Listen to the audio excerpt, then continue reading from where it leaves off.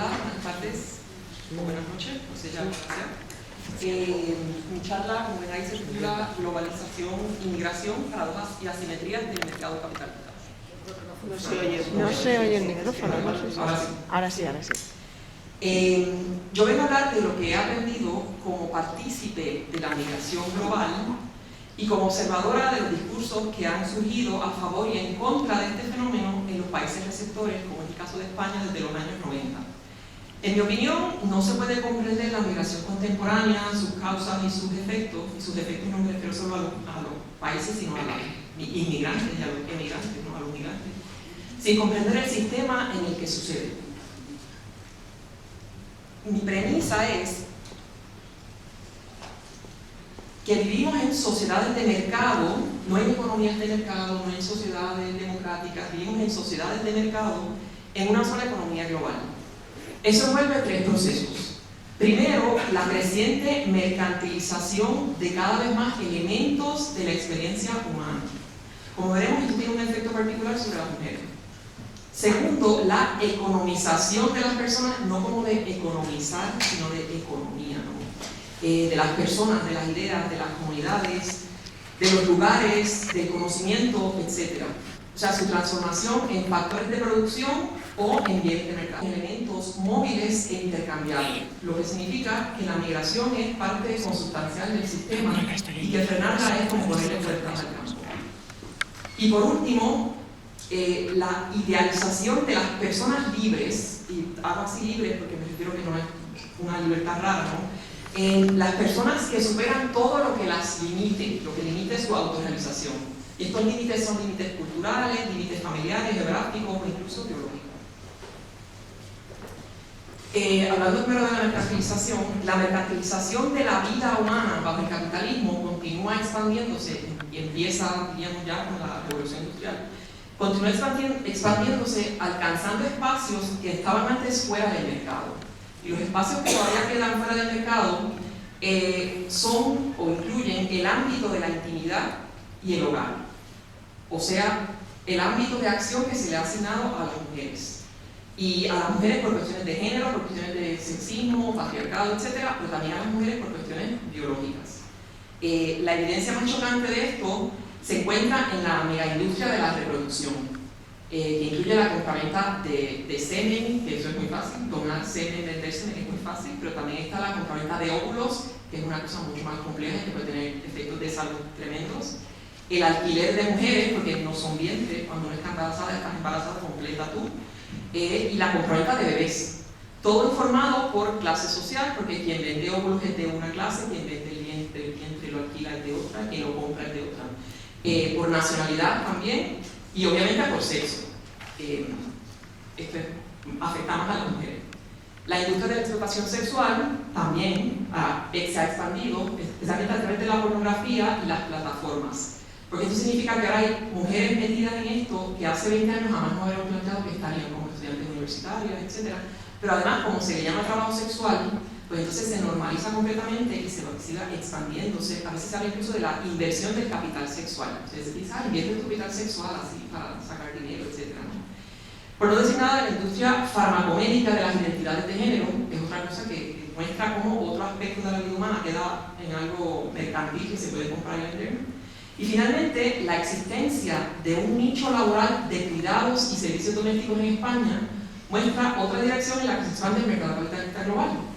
El número de personas en este país que reciben cuidados de mujeres contratadas para ese fin en su hogar es cada vez mayor. Yo creo que de las personas que estamos aquí, muchas veremos contratando a alguien, ¿no? Y esa alguien seguramente sea una mujer. Y según Oxfam, más del 65% de las mujeres que trabajan internas pues, son inmigrantes. El segundo proceso, la economización. Las sociedades de prácticamente todos los países del mundo forman parte ya del mercado global. Puede que algunas estén más integradas y algunas menos, pero están todas. En una economía, o sea, si somos solo una economía, según las leyes de oferta y demanda, ¿no? Las empresas, el capital, los bienes y servicios, la tecnología, los flujos capitales, los préstamos y la mano de obra van a donde se puedan obtener beneficios económicos. Esas son las leyes económicas. O sea que si estamos en una sola economía, la mano de obra, que son las personas que se van a mover a donde haya mejores salarios, mejores condiciones económicas, eso es el sistema. Así que eso es lo que está obviamente detrás de la migración. Sin embargo, los estados, esa movilidad la limitan. Los flujos capitales, los préstamos, las inversiones, las empresas, eso sí se puede mover libremente, pero la mano de obra, esa no se puede mover libremente. Y entonces, claro, eso hace que esté la migración irregular, el sufrimiento que pasan los migrantes, la dificultad para todo, y las leyes que controlan quién entra y quién no entra, etc. Y además, eso aumenta la precariedad y la explotación y la mercantilización del daño laboral que se hace a las personas migrantes. La explotación laboral de personas migrantes es parte normal de la economía legal, no es algo raro que pasa por el lado en sectores raros, oscuros, no, esto es en la economía normal. Y en España pues se da más en los cuidados, en la agricultura, hostelería, construcción, turismo, que son los sectores donde hay más inmigrantes trabajando. Y esta explotación se normaliza porque muchas veces no hay coacción directa, sino que las personas explotadas consienten a esa explotación. Este consentimiento comprado invisibiliza el daño recibido. Y en esto es igual que las mujeres en prostitución. Como consienten, como reciben un dinero, pues la gente no piensa que es explotación, pues si te están pagando, pues no puede ser tan malo porque tú dirías que no y te saldría no. Sin embargo, consentir a la explotación refleja precisamente la enorme necesidad de quienes buscan escapar de situaciones de pobreza, violencia, inseguridad, falta de libertades, falta de oportunidades, etc. Pero que esas personas busquen una vida mejor no significa que el país receptor se las va a dar. Porque claro, el país receptor tiene su política, sus conflictos, su cultura y además sus discursos y creencias acerca de la inmigración. Voy a hacer un resumen de una oración para cada discurso mucho. Estas son cosas que yo he visto, yo he planteado, esto no es una cuestión científica. Y el primero es el discurso humanista: ningún ser humano es ilegal. Todas las personas tenemos el derecho a buscar una vida mejor, nadie puede ser condenado a permanecer en una situación invivible, porque si la migración se limita, también se limita la emigración. Tu país puede que te deje salir, pero si no tienes a dónde ir, pues estás ahí condenado. Está el discurso tecnocrático neoliberal. La inmigración impulsa la actividad económica y ayuda a sostener el estado de bienestar en países cada vez más envejecidos. O sea, esto es un discurso que, sin ser solidario, dice: no es que hay que tener migrantes porque ahora la gente no está teniendo hijos, ¿quién va a pagar los impuestos para las pensiones, etcétera? Así que a favor de la inmigración por razones tecnocráticas, neoliberales, económicas. Está el discurso progre multiculturalista. La inmigración enriquece a la sociedad receptora introduciendo diversidad de costumbres, creencias, comidas, músicas, etc. Lo cosmopolita es mejor que lo provinciano. Ese es el resumen de este discurso. Está el discurso anticolonial radical, que dice que la inmigración cambia los paisajes de las ciudades, la lengua que se habla, introduce las religiones, las personas no reconocen a su ciudad y se sienten como que me están cambiando el país, etc. Porque se jodan. Porque Europa sabe que colonizó el mundo y ahora le toca a la gente que fueron colonizados por los europeos venir y colonizar aquí. Así que esto es karma histórico. Creo que se resume esa actitud que yo he tenido también alguna vez. Están los discursos racistas y xenófobos de toda la vida, que yo creo que no hay que decir cuáles son. Es como que los inmigrantes son feos, qué asco, y no me gustan. Están los discursos de la inmigración planificada, que también es un discurso un poco tecnocrático, que lo que dice es que hay que gestionar la inmigración estratégicamente, sin que importe demasiado la opinión pública, sea a favor o en contra. Lo que hay que hacer es planificar por sectores, promover ciertos perfiles de género, de qué sexo son los que migran, para qué sector, pues las mujeres para este, los hombres para esto otro, por grupos de edad, pues preferimos que sean gente joven, que gente mayor, pero la gente joven son los que van a apoyar las pensiones de los mayores después. Preferimos que tengan la misma lengua, que sea más fácil, la cultura, que sea la misma religión, etc. ¿no? Ese es el discurso de inmigración planificado, por lo tanto no está en contra, pero la controla. Está el discurso de izquierda anti-inmigración, que existe, que dice: la inmigración mantiene los salarios bajos o incluso los reduce. Y las comunidades de inmigrantes se establecen en barrios cuyos servicios sanitarios, de transporte, de salud, de vivienda ya están saturados. Así que empeoran la vida de los pobres y los trabajadores autóctonos. Entonces están en contra de la inmigración, o por lo menos quieren que se reduzca. Y está el discurso feminista anti-inmigración, que también existe, que dice: la presencia creciente de personas que traen costumbres misóginas, o sea, que viven en sociedades misóginas, choca con los derechos de las mujeres Y la tolerancia de prácticas sexistas por relativismo cultural mina la igualdad entre hombres y mujeres. Así que si se va a continuar con políticas pro inmigración, hay que llevar a cabo políticas de integración cultural más proactivas.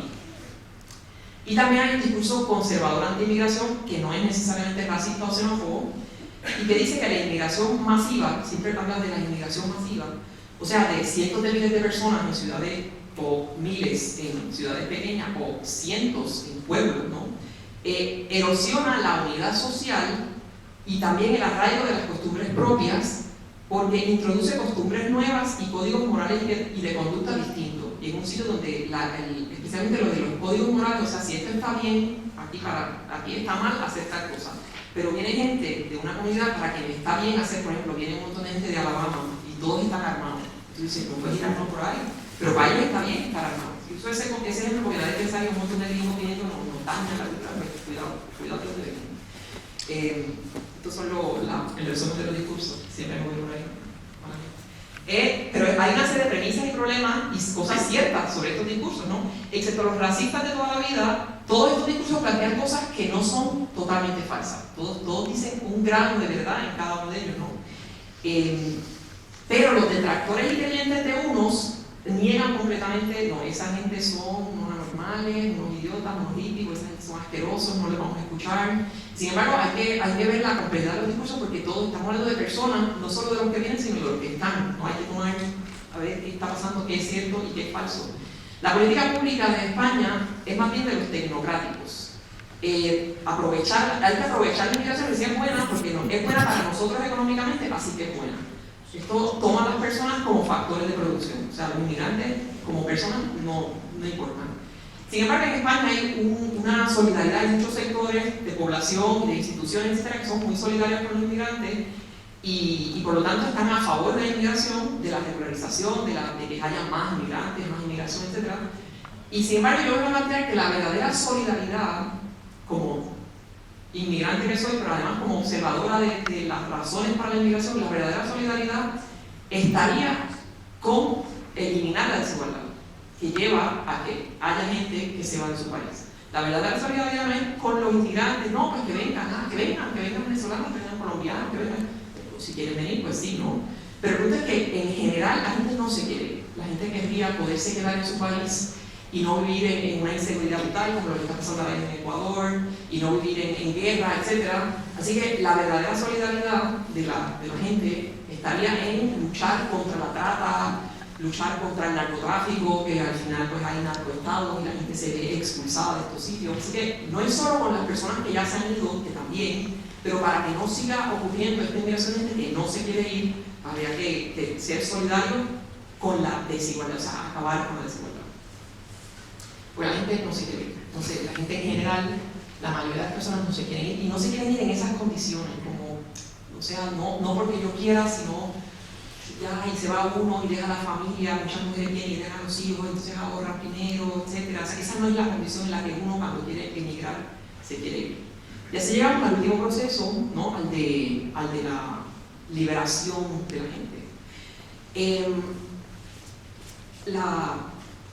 Ese proceso de idealizar a la libertad absoluta es una falsa libertad.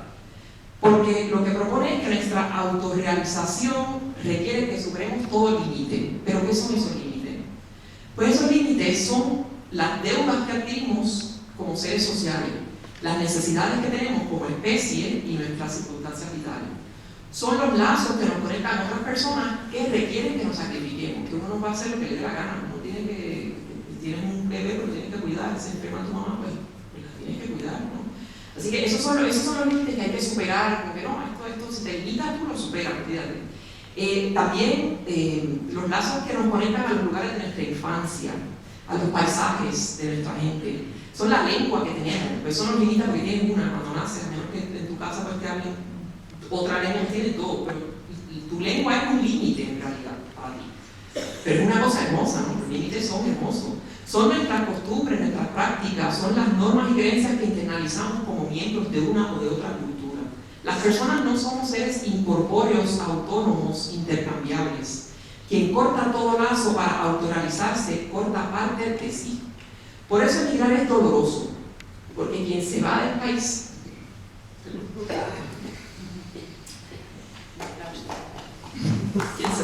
me presiona,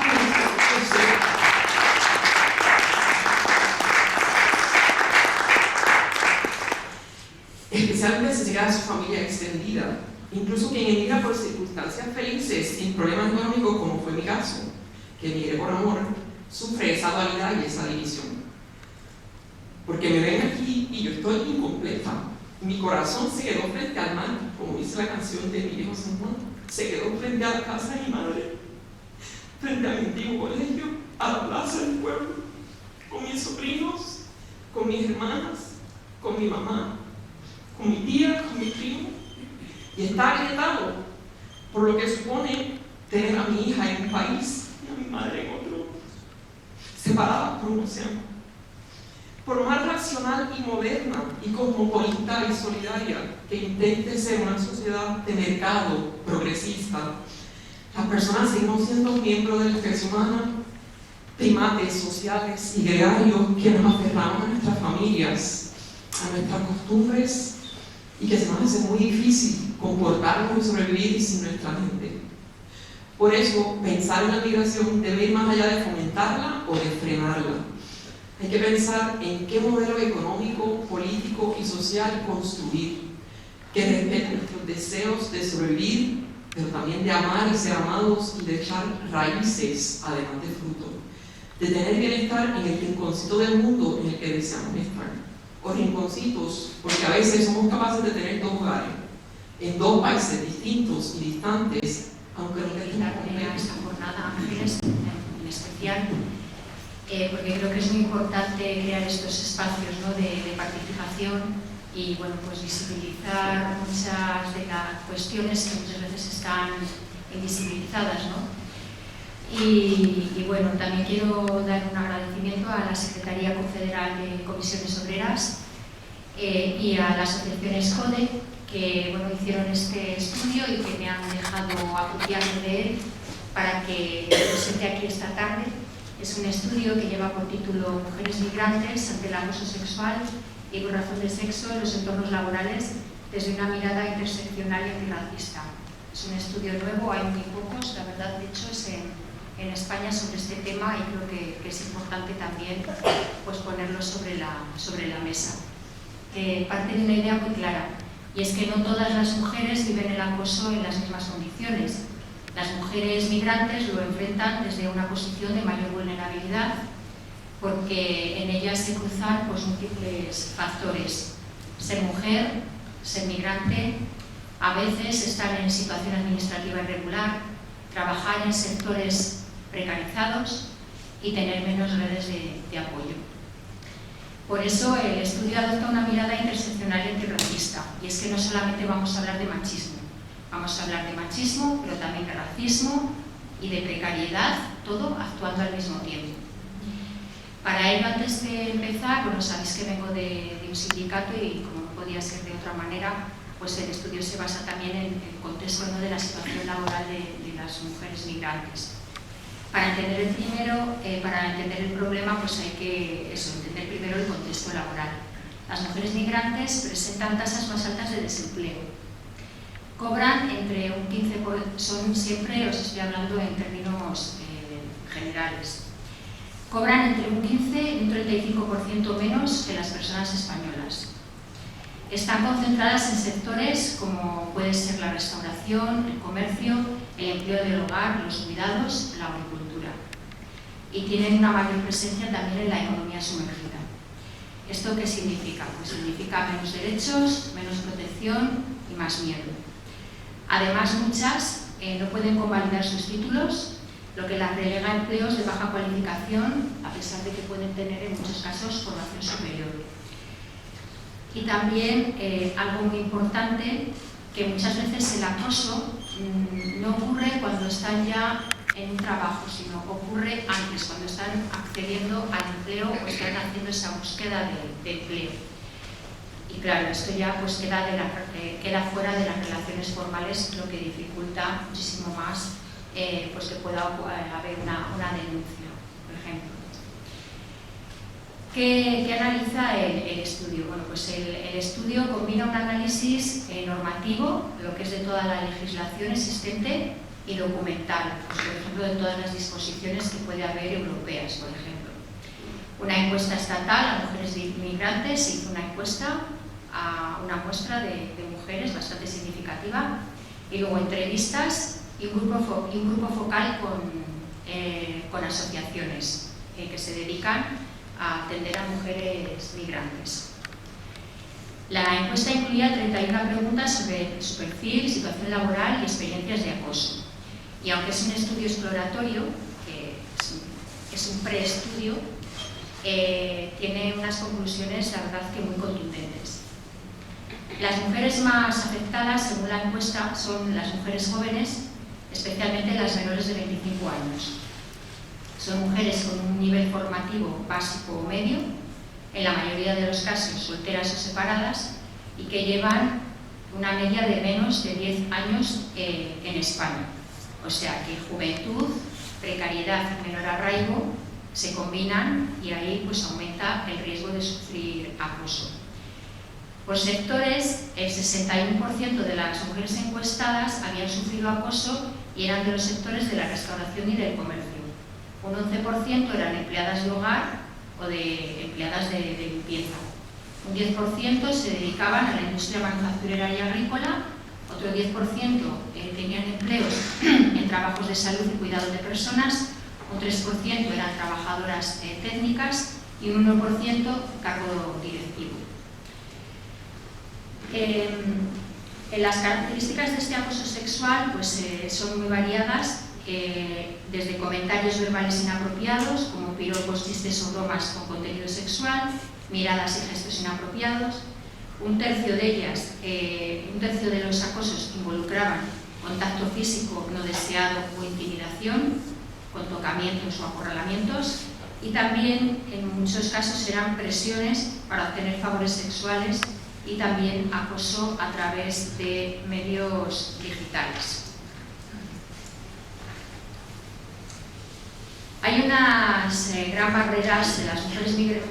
A todas las mujeres cuando nos acosan nos cuesta mucho denunciar, pero además si eres una mujer migrante pues todavía más, porque te encuentras pues con muchísimas más barreras.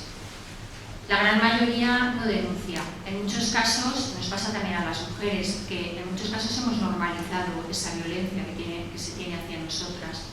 Entonces la minimizamos, la justificamos, no lo vemos como un delito. También en las mujeres migrantes hay una cosa fundamental, y es que tienen falta de apoyo, no tienen aquí esa red familiar o esa red de amistades, en muchos casos vienen solas y se encuentran con un gran aislamiento social, separadas de su familia y de su comunidad, lo cual pues todavía lo empeora aún más. También encuentran barreras legales y administrativas, pues miedo a la deportación, por ejemplo, si están en situación irregular, en muchos casos también desconocimiento de sus derechos y de qué pueden hacer. También puede ser barreras lingüísticas y culturales, ¿no? Como las dificultades con el idioma o presión social y estigmatización en otros casos. También barreras económicas, porque ese miedo a denunciar pues, por perder el empleo y también te planteas muchas veces la falta de recursos para tener un asesoramiento jurídico que te pueda ayudar con esa denuncia. También barreras institucionales, porque hay desconfianza en las instituciones, protocolos que a lo mejor no están adaptados a determinadas situaciones o, por ejemplo, que no están traducidos al idioma, y entonces eso también dificulta. Y solo un 6% de las mujeres que decían que habían sufrido acoso llegaron a denunciar formalmente. Y de esas denuncias, la mitad terminaron en absolución, porque bueno, sabemos que es muy difícil aportar las pruebas, porque ya se cuidan, ¿no?, ellos de hacerlo para que no puedas muchas veces pues, demostrarlo. Y pues muchas mujeres pues, cuando comunican el acoso pues, son despedidas, culpabilizadas o no reciben ninguna respuesta. Entonces, ¿qué podemos decir? Pues que estos acosos no son un hecho aislado, está claro que tienen un origen estructural, no en una sociedad patriarcal. y que puede tener consecuencias graves porque no solamente afectan al trabajo, sino que pueden afectar a las mujeres, a nuestra salud, a nuestra autoestima y a nuestro proyecto de vida. Aunque existe normativa contra la violencia, pues los estudios señalan que en las leyes no se hace una alusión expresa a las mujeres migrantes. Entonces, esto debería de ser, o sea, debería de constar ese nombramiento a las mujeres migrantes como un colectivo que tiene unas necesidades específicas. También los protocolos no están adecuados a, pues eso, lo que he dicho antes, ¿no? A los idiomas, a que haya una información veraz y que lo puedan entender en condiciones. Y falta un acompañamiento psicosocial real, que también es muy importante. O sea, que la ley existe, pero muchas veces realmente no protege a quien más lo necesita. Para ir terminando, pues hablar del papel del sindicato. ¿Qué hacemos en el sindicato frente al acoso y más cuando son mujeres migrantes? Bueno, decir que en Comisiones Obreras contamos con un asesoramiento hacia las mujeres en todas las provincias y también hay un asesoramiento a personas migrantes en los CITES y allí pues cualquier persona puede acudir si tiene algún problema laboral o para ayudarle, por ejemplo, ahora con el proceso de regularización también, con los arraigos, o sea, hay un servicio de consultas y de asesoramiento, la verdad que ya desde hace muchos años y que está pues muy consolidado. El papel del sindicato cuando hay casos de acoso sexual y acoso por razón de sexo pues es clave, porque bueno, pues brindamos información sobre los derechos, sobre todo hacemos esa formación específica a nuestros delegados y delegadas en las empresas para que cuando haya algún caso pues enseguida lo puedan detectar e intenten parar antes de que vaya más y interlocutar con la empresa para que pongan en marcha los protocolos cuando se produce algún caso de acoso, ¿no? También facilitar la denuncia y el acceso a la justicia y sobre todo, y muy importante, el apoyo, la escucha y el acompañamiento. La lucha contra el acoso es también una lucha contra la precariedad. Y no puede haber una igualdad laboral si dejamos fuera a las mujeres, que somos más de la mitad de la población, y si hablo de mujeres, hablo también de mujeres migrantes, porque somos mujeres igual y trabajadoras igual.